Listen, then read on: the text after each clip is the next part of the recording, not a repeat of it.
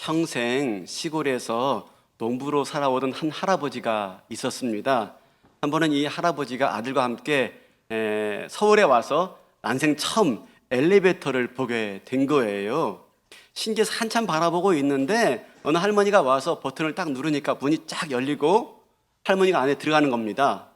문이 닫히고 할머니가 사라진 다음에 몇 분 후에 다시 문이 열리는데 그 안에서 젊은 여인이 나오는 게 아니겠습니까? 이걸 본 할아버지가 흥분해가지고 아들에게 이렇게 말했답니다. 애야, 빨리 가서 네 어머니 모셔와라. 별로 안 웃으시, 어디서 웃어야 되는 대목인지 모르시는 것 같아요. 아, 참. 네. 우리는요, 내가 변하기보다는 내 주변 사람이 변하길 바래요. 그죠? 내가 변하는 걸 원하지 않고 내 옆 사람이, 와이프가, 남편이 변하길 바래요. 근데 하여튼 다 우리가 변하길 바란단 말입니다. 근데 세상에서 가장 큰 기적은 뭐냐면 어떤 사람이, 한 사람이 예수님 만나고 인격적으로 변하는 거예요. 인격적으로 변하는 거예요. 이게 참 큰 변화죠. 제가 신방 다니다 보면 종종 그런 분들을 만나는데 예수님을 모르다가 아내하고 결혼하기 위해서 교회를 다니시게 되는 겁니다. 그러다가 예수님을 만나게 되어져요. 그때부터 그렇게 좋아하던 술도 담배도 다 끊게 되어지고 교회에 나오는 것이 제일 즐거운 날이 되어지는 겁니다. 놀라운 변화죠. 놀라운 변화죠. 근데 더 놀라운 게 있습니다. 더 놀라운 게 뭔지 아십니까? 네, 바로 예수님 만났다라고 하면서 전혀 변화되지 않는 모습으로 살아가는 것, 이게 더 놀라운 거래요. 이상한 일이죠. 예수님 만났으면 변화되어야 되는데 전혀 변화가 되지 않아요. 교회 생활, 신앙생활 잘하는 것 같아요. 그런데 직장과 일터와 가정에 가면 하나도 안 변한 거예요. 뭐죠? 예수님을 제대로 만난 게 아니죠. 그냥 스쳐 지나가듯 그냥 만나고 만 거죠. 그러니까 내 삶에 내 인격적인 변화가 일어나지 않는 거예요. 그런데 진정한 변화, 그죠? 이런 진정한 변화는 언제 일어나냐 하면 바로 말씀의 능력을, 복음의 능력을 경험할 때 진정한 변화가 일어나요. 교회 오래 다닌다고 변화되는 거 아닙니다. 신앙생활 오래 했다고 변화되는 거 아닙니다. 복음의 능력으로, 말씀의 능력으로 내 안 깊은 곳이 달아오실 때 비로소 그때 그 사람이 변하고 그 인격이 변하게 되어지는 것이죠.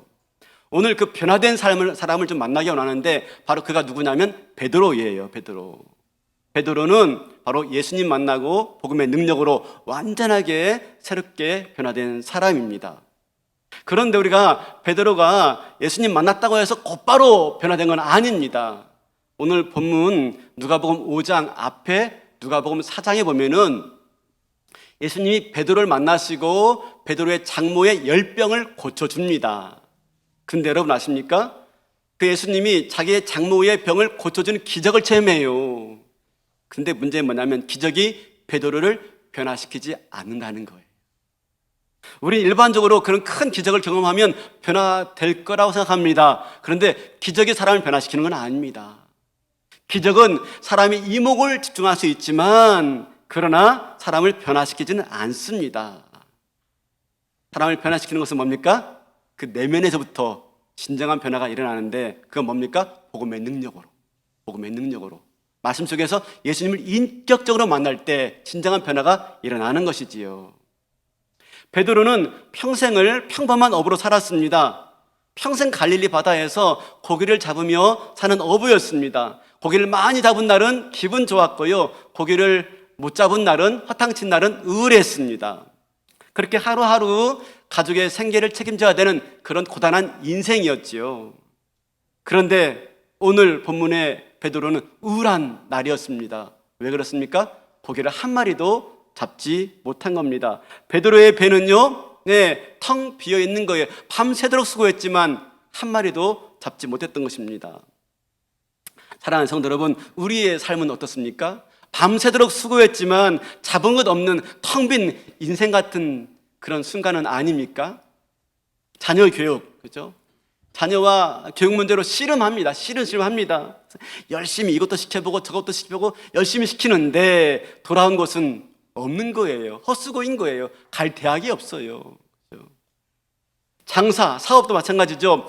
밤낮으로 쉬지 않고 열심히 일을 했습니다. 그래서 목돈 모아서 다시 큰 좀 사업을 하려고 목돈 모아서 어느 곳에 투자했는데 그만 그것이 하루아침에 휴지 조각이 되어버리는 것이죠.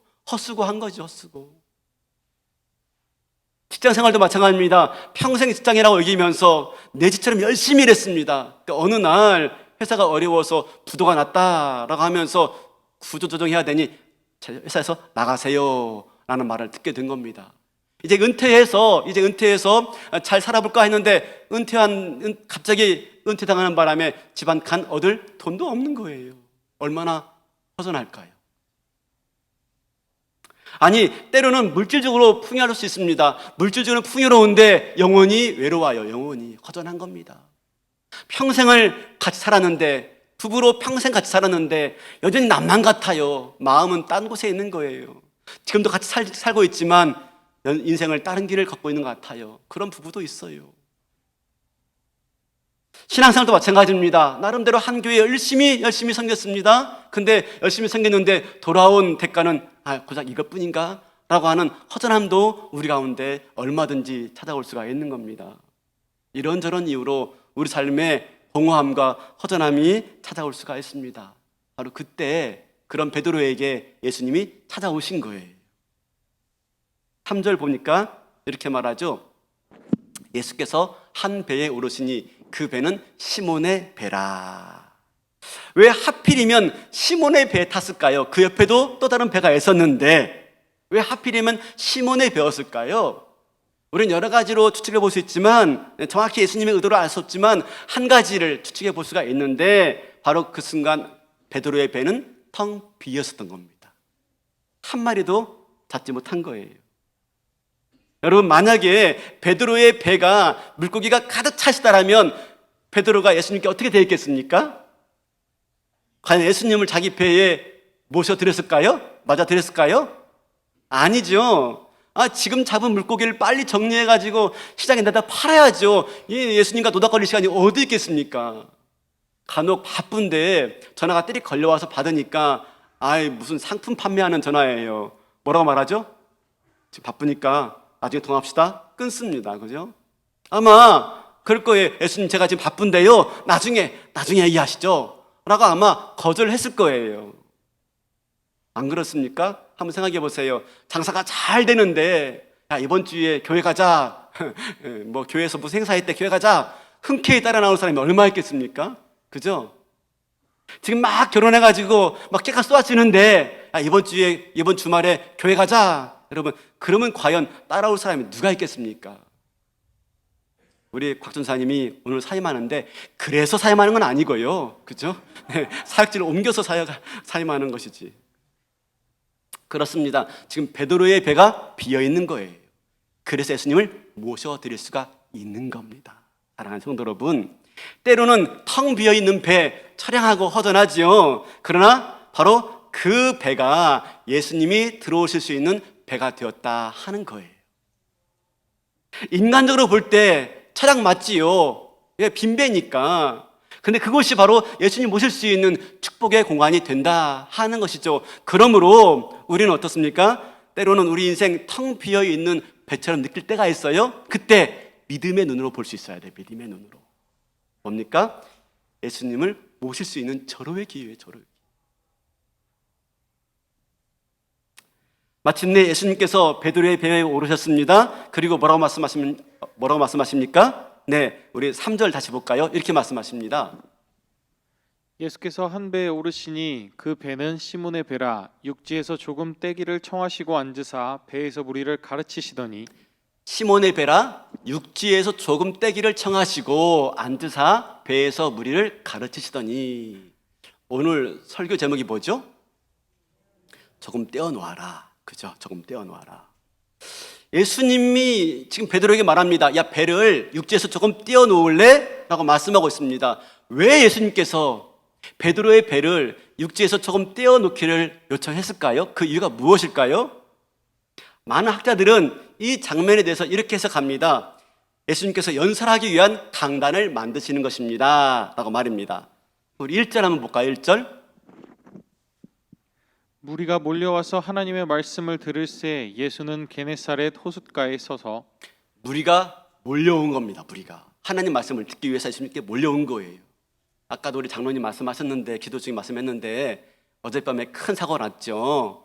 이태원에 할로윈 데이를 즐기겠다고 몰려든 인파 때문에 무려 149명이 죽고 150여 명이 부상을 당했다는 이야기예요. 안타깝죠. 안타깝죠. 참 그런 일들을 당한 가족들이 얼마나 아플까 생각을 해봅니다. 예수님도 그와 같은 상황에 몰려든 거 발 디딜 틈 없이 몰려든 겁니다.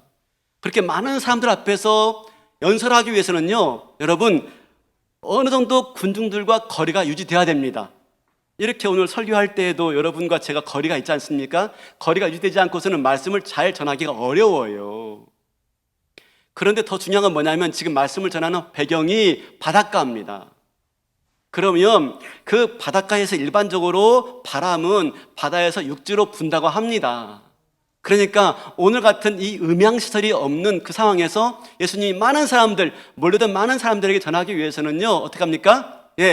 배를 조금 육지에서 띄워서 바닷가에 띄워놓고 거리를 유지하고 바로 바람을 이용해서 말씀을 전할 수 있는 환경을 만드신 거죠.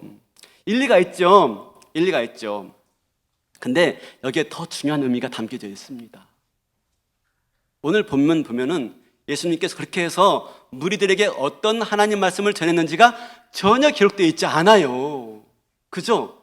네, 전혀 기록되어 있지 않아요. 무리들에게 하나님 말씀을 전하려고 배를 띄워놓아라 라고 말씀했지만 정작 무리들에게 어떤 말씀을 전했는지가 나와 있지 않아요. 그럼 여러분, 오늘 예수님의 말씀의 초점은 누구일까요? 무리들일까요? 아니죠. 누구죠? 베드로예요. 베드로. 예수님이 말씀의 초점은 무리가 아니라 베드로예요. 베드로. 배를 조금 육지에서 띄워놓아라 라고 말씀했습니다. 그때 베드로는 예수님 말씀대로 배를 육지에서 조금 띄워놓았습니다. 그 순간 베드로는 배에 꼼짝없이 갇힌 신세가 된 거예요. 여러분 상상해 보세요. 이 장면을 한번 상상해 보세요. 베드로가 예수님을 배에 태우고 육지에서 조금 떨어진 바다에 떠 있습니다. 예수님 말씀을 전하시는 거예요. 그때 베드로는요, 배 안에 꼼짝없이 갇힌 신세예요. 갇힌 신세.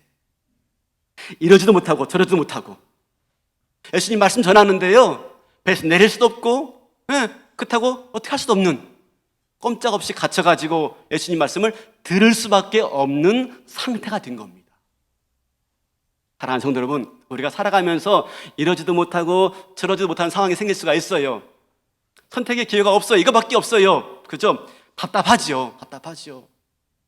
그에 비해서 우리가 선택할 기회가 많아요. 이것도 할 수 있고 저것도 할 수 있고 선택의 기회가 많아요. 여러분, 그러면 내가 선택할 기회가 많아지면 행복할 거라 생각하시죠?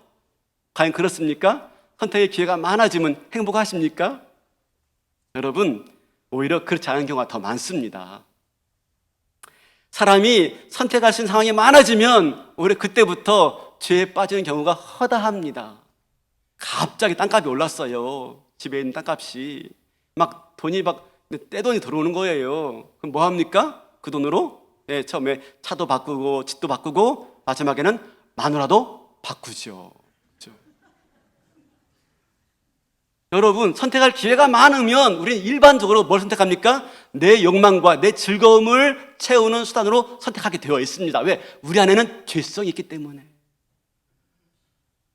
코로나 이후에 온라인으로 신앙생활하는 분들이 좀 많습니다. 저희 교회도 이 예배도 온라인으로 예배 드리는 숫자가 100여 명이 돼요. 100여 명이. 많죠?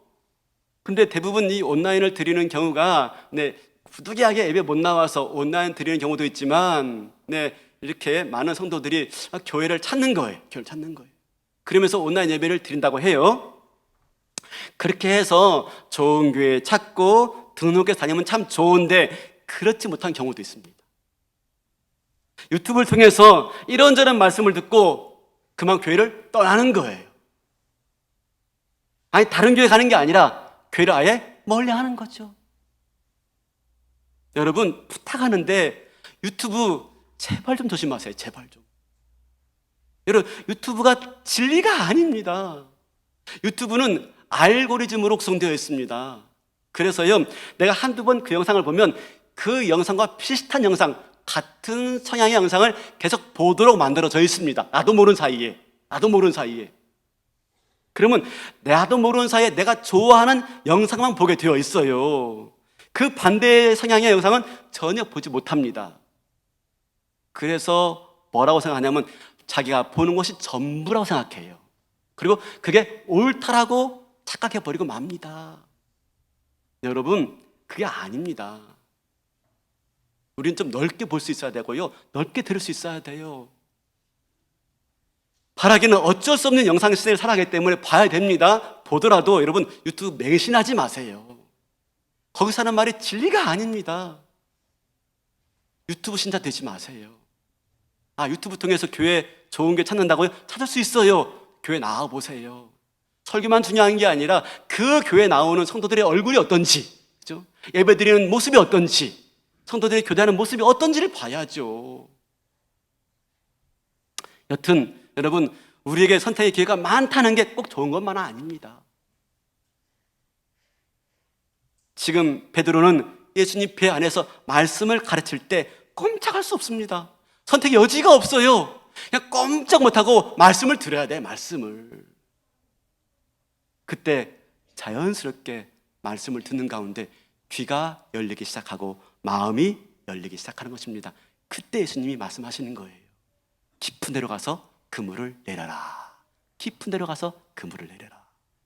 신기한 건 먼저 아십니까? 베드로가 그 말씀에 순종을 해요, 순종을. 여러분, 예수님 목수이지 어부가 아닙니다. 물고기에 대해서는요, 베드로가 전문가지요. 물고기 하나 잡는 건 베드로를 따라올 사람이 없습니다. 그런데 지금 베드로가요, 목수의 말에 순종하고 있어요. 여러분, 어떻게 이럴 수 있습니까? 어떻게? 말씀에 대한 집중에 집중. 베드로는요, 배에 갇혀가지고 꼼짝없이 말씀을 듣고 있는 거, 꼼짝없이. 그러다가 그 말씀을 듣는 순간 갑자기 그 말씀이 베드로를 사로잡아 버린 거예요. 순종한 게 아니라 순종할 수밖에 없게 된 겁니다. 말씀이 그를 사로잡아 버린 거예요. 그래서 베드로가 이렇게 고백하죠. 5절 하반절 보세요. 5절. 시몬이 말씀에 의지하여 내가 그물을 내리리다. 말씀에 의지해서. 단순히 말씀 들은 게 아니에요. 말씀을 듣는 가운데 말씀 앞에 깊이 들어갔고 그 말씀이 베드로를 사로잡아 버린 거예요. 1절에 보면요, 1절에 무리가 몰려와서 하나님 말씀을 들을 때, 이때 이 말씀은 헬라어로 로고스입니다. 로고스. 5절에는요, 말씀에 의지해서 이 말씀은요, 헬라어로 레마예요, 레마. 여러분, 로고스는요, 일반적인 하나님 말씀, 객관적인 하나님 말씀을 말합니다. 우리 인류를 권하시는 하나님 말씀을 말하는 거예요. 레마는요, 그 말씀이 나에게 와닿아서 나를 구원하고 나를 생명으로 인도하시는 그런 살아있는 말씀을 말할 때 레마라는 말을 써요. 똑같은 말씀이지만 로고스와 레마는 달라요. 지금 베드로는 로고스의 말씀을 듣다가 그 말씀에 집중할 때 마침내 레마의 말씀을 듣게 되어진 것입니다. 레마의 말씀. 오늘 장로님 기도하는데 참 와닿는 게 많았어요. 하나님, 오늘 예배 드릴 때 잡념이 생기지 말게 하시고 말씀에 집중하게 하옵소서. 듣는 순간 깜짝 놀랐어요. 짠 거 아니거든요. 네. 잡념이 생기지 않게 하시고 말씀에 집중하게 하옵소서. 종종 설교하고 나서 성도님들께 듣는 얘기 있습니다. 목사님, 어떻게 재앙편을 정확히 하시고 말씀하시는 거예요? 오늘 저 들으라고 말씀하신 거죠? 그럴 리가 있겠습니까? 바로 로고스의 말씀을 전했는데 레마의 말씀이 된 거죠. 레마의 말씀, 나를 위한 말씀이 된 거죠. 같은 말씀을 들어도요, 아무 감동이 없는 사람이 있어요. 그죠? 심지어 무슨 말씀인지 이해가 되지 않아가지고 답답해하다가 지겨워가지고 교회 시간 끝나기만 바라보고 있는 거죠. 어떤 사람은요, 같은 말씀을 듣는데 그 말씀이 살아 움직여가지고 자기 가슴을 뜨겁게 하는 겁니다. 자기 가슴. 나를 위한 말씀이야. 말씀에 의지해서. 꼼짝없이 갇혀가지고 하나님 말씀을 듣는 가운데 마침내 그 말씀이 베드로를 사로잡아 버린 거예요. 순종하지 않을 수 없도록. 그러니까 예수님께서 지금 배를 육지에서 조금 떼어놓으라 라고 하신 건 뭡니까? 베드로를 말씀의 깊은 곳으로 인도하기 위한 겁니다. 베드로를 말씀에 집중하도록 이끌어 가신 거예요. 그래서 배를 조금 떼어놓아라. 사랑하는 성도 여러분, 오늘 주일 예배는 바로 그런 자리예요. 그런 자리. 배를 조금 떼어놓아라. 그죠? 우리 바쁘게 일상을 살아가잖아요. 시간의 지성소 조금 떼어놓아라. 꼼짝없이 말씀을 들을 수밖에 없어요. 오늘 와가지고 앉아 계시잖아요. 1시간 내내 앉아 있어야 되잖아요. 어디 못 가지 않습니까? 그렇죠? 꼼짝없이 들어야 되지 않습니까? 네, 그러는 가운데 말씀이 어느 순간 나를 사로잡아 버리는 거죠. 물론 그런 가운데도 다른 거에 집중하면 어쩔 수가 없단 말입니다. 어느 여집사님이 남편을 전도하려고 무지 내렸었대요. 여보, 나 교회 가면 나 혼자 나오니까 과부인 줄 알아. 어떻게 하면 좋아? 남편 있는데도 혼자 가니까 과부인 줄 알아 라고 하면서 맨날 남편한테 같이 교회 가자고 사정합니다. 어느 날 남편이 보니까 아내가 정말 애처로워요. 그래서 아유, 내 불쌍하니까 당신이 그렇게 원하면 내가 한번 교회 나가줄게. 당신이 과부가 아니라는 걸 보여줄게 한 거예요. 그래서 마침내 이번 주에 교회 가기로 약속했어요. 이 여집사님은 남편이 교회 간다고 하니까 얼마나 기쁜지 기도하고 또 기다리면서 주일날만 손꼽아 기다린 겁니다. 마침내 주일 아침 되어서 남편과 함께 교회를 갔습니다. 얼마나 기다리는 순간일까요? 그죠? 네. 근데 교회 가는데 아무 생각도 안 나더랍니다. 기도만 하는 거예요. 하나님, 오늘 목사님 전하실 때 우리 남편이 그 말씀에 은혜밖에 없어서. 그 기도만 하신 거예요.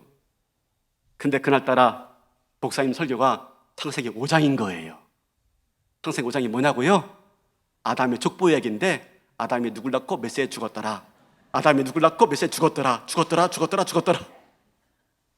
아니, 얼마나 이게 원망스러운지, 목사님이 얼마나 원망스러운지, 왜 하필이면 오늘 내 남편 데려온 이날 왜 이런 설교를 하시는지 막 원망스러운 거예요.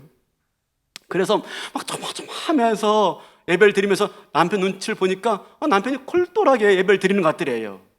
예배 마치고 집에 와서 물었답니다. 여보, 당신 오늘 예배 어땠어? 조심스럽게 물었답니다. 그러자 남편이 이렇게 말하더래요. 내가 오늘 목사님 설교 듣다가 참 깨달은 게 있는데 우리 모두는 언제나 반드시 죽는다는 거야. 다음 주부터 열심히 교회 나갈게 하더랍니다. 성령이 역사한 거죠. 성령이. 그죠? 말씀이 사로잡아 버린 거예요. 어떤 사람은 그 말씀 받고 이게 뭐야 하고 갈 텐데 그 말씀이 성령이 역사해 버린 거예요. 그러니까 그 말씀이 그 사람을 사로잡아 버린 겁니다. 지금 베드로가 바로 그거예요. 남편의 인생의 예배를요, 어떻습니까? 육지에서 조금 떼어놨더니 글쎄 그 말씀이 그 남편을 사로잡아 버린 것처럼 육지에서 배를 조금 떼어놨을 때 베드로는 예수님 말씀에 집중하지 않을 수 없었고 마침내 그 말씀에 집중하는 가운데 자기의 마음이 열리게 된 거죠. 사랑하는 성도 여러분, 이번 주에 뭐가 있어요? 부흥회가 있어요. 그죠? 부흥회가 있어요. 코로나로 인해서 우리 신앙생활이 얼어붙고 말았습니다. 성도들 사회 속에서 이런저런 여러 가지 영적인 문제가 많이 발생하고 있습니다. 그죠? 그래서 이번에 교회 설립을 맞이해서 부흥회를 마련했습니다. 바라기는 저는 이번 부흥회가 그런 시간 되었으면 좋겠어요. 어떤 시간? 조금 떼어놓아라. 그죠? 육지에서 너희 삶을 조금 떼어놓아라. 바쁜 일상에서 너희 삶을 잠깐 떼어놓아라. 너희 마음에, 너희 관심에, 너희 생각을 잠깐 떼어놓아라. 그리고 어디에 집중하는 겁니까? 말씀에. 3일 동안 꼼짝없이 와서 앉아 있는 거예요. 말씀에 집중하는 거예요. 그때 어느 순간 한 말씀이 우리 영혼을 파고드는 거죠. 한 말씀이 내 가슴을 치는 거죠. 그때 내 내면에서 주님과 인격적으로 말씀을 통해서 복음의 능력으로 주님 만나게 될 때 내 인생이 변화될 줄로 믿습니다. 바라기는 각순에서 작정하신 VIP 초대하시기 바라겠습니다. 그렇죠? 네, 초대하시면 교회에서 그분들에게 선물 줄 수 있도록 잘 준비하겠습니다. 사랑하는 성도 여러분, 진정한 변화는요, 교회 오래 다닌다고 나타나는 게 아니에요. 말씀의 능력을 경험할 때, 복음의 능력을 경험할 때, 내 안에서, 내면 깊은 데서 바로 일어나는 거예요. 베드로 꼼짝없이, 그렇죠? 꼼짝없이 말씀에 집중하는 거예요. 딴 생각하지 못하고 집중하는 거예요. 그러자 예수님 말씀에 순종하게 된 거예요. 깊은 데로 가서 금을 던져라. 아니, 이 바다에 대해서 베드로만큼 많이 아는 사람이 어디 있어요? 베드로는 이 바다 훤히 알아요. 어디가 깊은지, 어디가 얕은지, 어디가 물고기 많은지 어군 탐지기 없어도 훤히 아는 사람이에요. 근데 깊은 데로 가서 금을 던져라. 그런데 베드로가 따라해요. 순종해요. 미친 짓이죠. 미친 짓. 남들이 볼 때 미친 짓이죠. 그죠? 말씀이 우리를 이끌어갈 때요, 말씀이 이끌어갈 때 어떤 변화가 일어납니까? 내가 순종하게 되죠. 순종. 여러분, 진짜 예수님 만난 사람의 변화는 뭔지 아십니까? 순종하는 거, 순종하는 거. 내 생각, 내 판단, 내 감정, 내 자존심, 내 경험을 내려놓고요, 순종하는 거, 순종하는 거. 내 생각에는, 내 판단에는, 내 경험에는 그게 아닌데, 여러분, 그걸 내세우지 않아요. 하나님 말씀에 순종하는 거예요. 깊은 데로 가서 금을 던져라.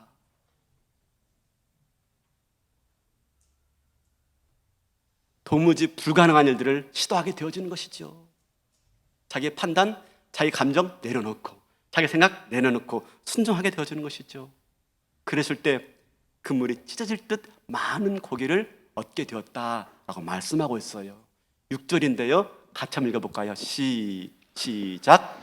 그렇게 하니 고기를 잡은 것이 심이 많아 그물이 찢어지는지라. 말씀을 경험하고 복음의 능력을 경험하고 예수님을 인격적으로 만났을 때 그 말씀에 순종했더니 전혀 예상하지 못한 놀라운 일들을 경험하게 되어지는 것이죠. 자기가 상상할 수 없는 일들이 자기 앞에 펼쳐지는 거예요. 여러분, 목사가 하는 일 중에 가장 중요하고 가장 가슴 벅찬 일이 뭔지 아십니까? 목사 아니니까 잘 모르시죠? 바로 이겁니다, 이거. 하나님 말씀 전할 때 그 말씀을 내 마로 듣는 거예요, 내 마로. 나를 향하신 하나님 음성을 듣는 거예요. 그리고 도무지 불가능할 것 같은 현실의 벽을 뛰어넘어서 새로운 시작을 할 수 있도록 만드는 것. 그래서 도무지 불가능할 것 같은 현실을 뛰어넘어서 한 발짝 내딛었을 때 전혀 기대할 수 없는 놀라운 현실을 보고 기뻐하는 것. 여러분, 그것이 목사가 하는 일의 가장 큰 일이고 가장 가슴 벅찬 일입니다. 얼마나 좋은지 아십니까, 여러분? 목사님 수고 많으시죠? 수고 많죠? 기쁜 일입니다. 기쁜. 제가 우리 교역자들에게 이렇게 말합니다. 목사가 성도를 사랑해야 되는데 목사가 성도를 사랑하는 길이 뭔지 아세요? 말씀과 기도로 사랑하는 거예요. 목사는 성도를 사랑하되 말씀과 기도로 사랑하는 겁니다. 말씀을 전하실 때, 그렇죠? 그 영혼이 변화되는 것만큼 가장 기쁜 건 없지요. 결국 베드로는 말씀에 의지해서 그물 내렸는데 물고기가 너무 많아가지고 그물이 찢어질 정도가 되었다라고 말씀하고 있습니다. 여러분, 자칫하면은 빈털터리로 집에 갈 뻔했는데, 그렇죠? 집에서 아빠 들어오기만을 기다리고 있는 그 눈동자 보기 민망할 뻔했는데 이렇게 만선의 기쁨을 가지고 돌아가게 되었으니까 얼마나 가슴 벅찰까요? 그죠? 막 뛸 듯이 기뻤을 것 같아요. 근데 베드로의 반응이 이상해요. 8절 볼까요? 8절. 시몬 베드로가 이를 보고 예수의 무릎 아래에 엎드려 이르되 주여 나를 떠나소서 나는 죄인이로소이다 하니. 뭐라고 말합니까? 물고기에 관심 없어요. 무릎 꿇고 지금 회개하고 있어요. 여러분, 지금 베드로가 자기 죄를 깨닫고 고백하고 있습니다. 무슨 죄를 깨닫고 무슨 죄를 고백하고 있을까요? 예수님께서 베드로에게 말합니다. 깊은 데로 가서 그물을 던져라. 깊은 데. 왜 깊은 데일까요? 깊은 데가 뭐가 있다고? 왜 깊은 데일까요? 깊은 곳은 아무도 알 수 없는 곳입니다. 거기 뭐가 있는지. 근데 아무리 깊어도요, 우리 주님은 다 아시는 거예요. 여러분, 깊은 곳은 물속 깊은 곳만 말하는 게 아닙니다. 베드로의 깊은 곳. 깊은 곳에 금을 던져라. 아, 예수님이 깊은 곳에 무엇이 있는지를 아시는 분이구나. 그렇다면 내 마음속 깊은 곳에도 뭐가 있는지를 아시는 분이시구나. 물속 깊은 곳을 보시는 분이 바로 내 마음 깊은 곳도 보시는 분이시구나. 자기 안에 있는 깊은 곳, 그걸 아는 주님 만났을 때 그가 회개하고 엎드리고 있습니다. 내 속 깊은 데에 있는 죄악의 덩어리, 나를 의지하고 나를 믿고 내 힘을 살려고 했던 나의 교만함 발견하고 엎드리고 있는 거예요. 여러분, 우리 안에 깊은 곳이 있어요. 다 깊은 곳이 있어요. 오늘 이 시간에 예배 나왔지만 여러분 마음속에 다 깊은 곳이 있어요. 아무도 알 수 없을 것 같은 깊은 곳. 주변에 사람들 많이 있고 친구도 있고 가족도 있지만 아무도 알 수 없는 내 속 깊은 곳. 그렇죠? 외로운 나. 그렇죠? 이 세상 살아오면서 이런저런 일들로 인해서 상처받고 슬프고 쓴뿌리가 있는 내 안에 깊은 곳이 있어요. 아무도 모를 것 같아요. 아무에게도 말하지 않았어요. 그 깊은 곳, 우리 주님 아신다는 것입니다. 깊은 데서 금을 던져라. 나는 깊은 곳을 다 아는 사람이야. 너의 깊은 곳도 아는 사람이야. 베드로가 그 하나님 만난 거예요. 그 예수님 만난 겁니다. 죄를 고백하고 회개하고 주 앞에 자기를 내어놓고 있는 것입니다. 사랑하는 성도 여러분, 바라기는 말씀에 의지해서 주님 만날 때 그 주님은 내 속 깊은 것을 아시는 분이에요.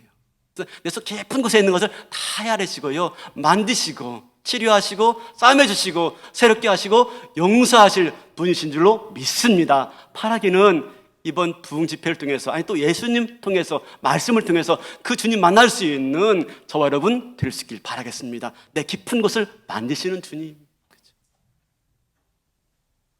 마침내 그랬을 때 베드로가 변화되어집니다. 배와 그물을 내버려 두고 주님을 쫓으니라. 예수님 만난 베드로에게 더 이상 관심은 배도 아니에요. 그물도 아니에요. 물고기도 아니에요. 베드로의 관심은요, 예수 그분밖에 없어요.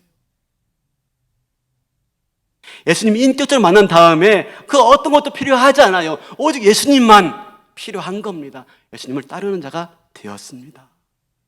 바라기는 오늘 이렇게 텅 비어있는 베드로의 인생 가운데 찾아오신 주님이 저와 여러분도 찾아와 만나주시는 은혜가 있기를 바랍니다. 그럴 때 내 내면이 주님 만남을 통해서 변화되어지고 놀라운 순종으로 경험하지 못한 세상을 경험하게 될 줄로 믿습니다. 그러기 위해서, 그 변화를 경험하기 위해서, 말씀의 능력을 경험하기 위해서 조금 떼어놓으시길 바라겠습니다. 조금. 그렇죠?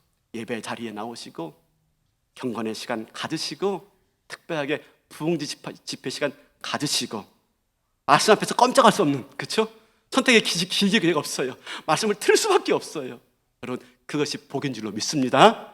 그런 가운데, 말씀 가운데 찾아오신 주님 만나고 내 안 깊은 것이 치료되어지고 고쳐지고 회복되어진 놀라운 변화가 있어지는 이 가을, 깊어가는 가을에 내 안이 더욱더 깊어지는 은혜가 있기를 주님의 이름으로 축원합니다. 다 일어나시겠습니다.